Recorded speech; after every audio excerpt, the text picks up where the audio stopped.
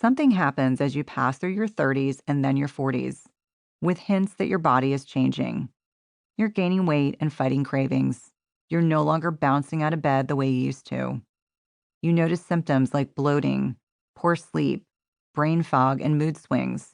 You're feeling old before your time and just plain off. For the vast majority of us, these changes are agonizing, frustrating, and scary. I get it. I really do. Because of my own experience and my work with countless women like you, you're right to feel this way, and you're far from alone. But take heart. It is never too late to get healthier and regain your looks, health, mental clarity, and energy. Heather is a good example. When she came to me at age 54, having entered menopause 4 years prior, she was extremely frustrated. "Nothing ever worked for me," she said in a low, dejected voice. "I've eaten mini meals, I've counted calories, I've exercised like a maniac, but the weight just won't come off. I hate how this extra 20 pounds makes me feel so old and tired. Honestly, I've lost hope." Heather had even resorted to taking a drug called phentermine. It is similar to an amphetamine or upper. It stimulates the central nervous system, nerves and brain, which accelerates your heart rate and blood pressure and curbs your appetite.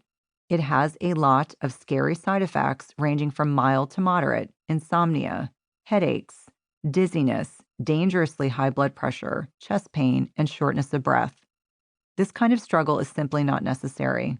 As Heather and I talked, I guided her through my philosophy about how best to lose weight and navigate menopause, and do it naturally without the use of prescription drugs to lose weight. I explained to her that every part of my program is designed to ease her symptoms and get her back to feeling younger and more vibrant again. Heather perked up and was ready to give the program her all. She adjusted her nutrition, and she slowly started intermittent fasting.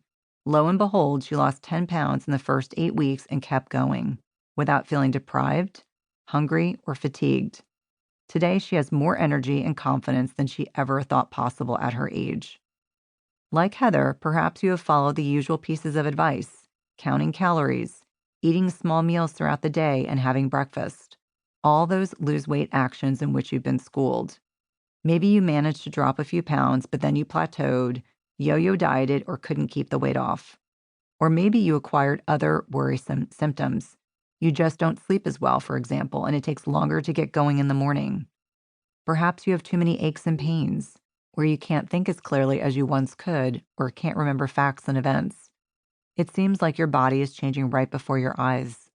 These are terrible, exasperating predicaments, and it's easy just to give up, even though you want to feel fantastic again.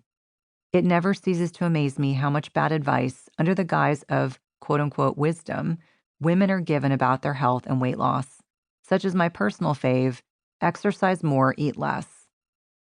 That absolutely did not work for me and had the opposite intended effect. I gained weight, couldn't take it off, and generally felt unhealthy. Important: do not beat yourself up. You haven't failed. Conventional wisdom has failed you. That wisdom centers around the following dogma. Bad dogma number 1. Calories in, calories out. This is what matters. If you're endlessly counting calories to drop pounds or manage your weight, you may be worrying about the wrong thing. It's the quality of the protein, carbohydrates, and fat we eat, not counting calories. That is an important key to fat loss, weight control, and health. This involves getting enough of the nutrients you need, including vitamins, minerals, and fiber from your food choices. Poor quality foods, namely processed carbohydrates like candy, chips, soda, and commercially baked goods, contribute to weight gain and other symptoms, but not because they have a lot of calories. Is that they set into motion a series of reactions that make your body store fat. These foods break down rapidly into sugar.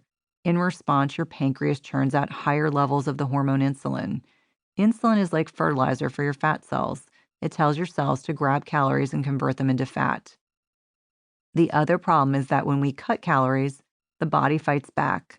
Our metabolism slows down in order to keep food and energy around longer, and you begin to feel hungrier. This situation is a no-win for weight control, and it throws our hunger hormones, leptin and ghrelin, out of whack. More about these hormones in upcoming chapters.